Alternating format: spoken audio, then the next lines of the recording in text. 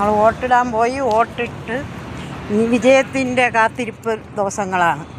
ആര് വിജയിക്കുമെന്നുള്ള അറിയാനുള്ള ഒരു ആകാംക്ഷയോടെ ഇരിക്കും വോട്ടിട്ടിട്ട്. അങ്ങനെ വോട്ടിട്ടിട്ട് ഞങ്ങൾ തിരിച്ചു വരണം.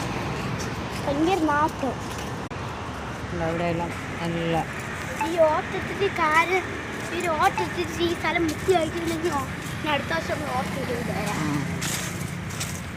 അതിനിപ്പോൾ അവരെന്തിരി ചെയ്യാൻ? ജനങ്ങളും കൂടെ വിചാരിച്ചാലേ വൃത്തിയാവുള്ളൂ. ജനങ്ങളും കൂടെ വിചാരിക്കണം വൃത്തിയാവാൻ, അല്ലാതെ വൃത്തിയാവുള്ളൂ. അങ്ങനെ വോട്ടിട്ടിട്ട് ഞങ്ങൾ പോളിൽ നിന്ന് ഇറങ്ങിയിട്ടുണ്ട്. നമ്മളെ വോട്ട് കൈമലത്താണ്, കൈമലം പോളിയിലാണ് വോട്ട്. വോട്ടും കഴിഞ്ഞ വീട്ടിലോട്ട് പോകും.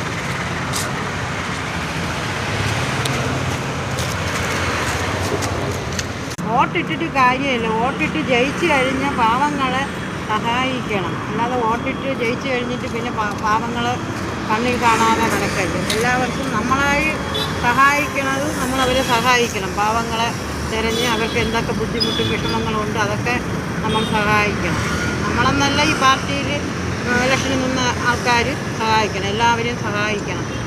നല്ല മനുഷ്യരായിരിക്കണം. നല്ല ആൾക്കാരോട് പെരുമാറാനും സഹകരിക്കാനും പഠിക്കണം. അല്ലാതെ വേറ്റിത്തിരിപ്പ് കാണിച്ച് അവർ സ്വഭാവങ്ങൾ മാറ്റരുത്. എല്ലാവരോടും നല്ല രീതിയിൽ പെരുമാറണം. ആളും തരം നോക്കല്ലേ. ജയിച്ചു കഴിഞ്ഞാൽ പിന്നെ അവരെ ബന്ധുക്കളായി ആൾക്കാരായി അവരെ നമ്മൾ വിധികളായി പോവരുത്.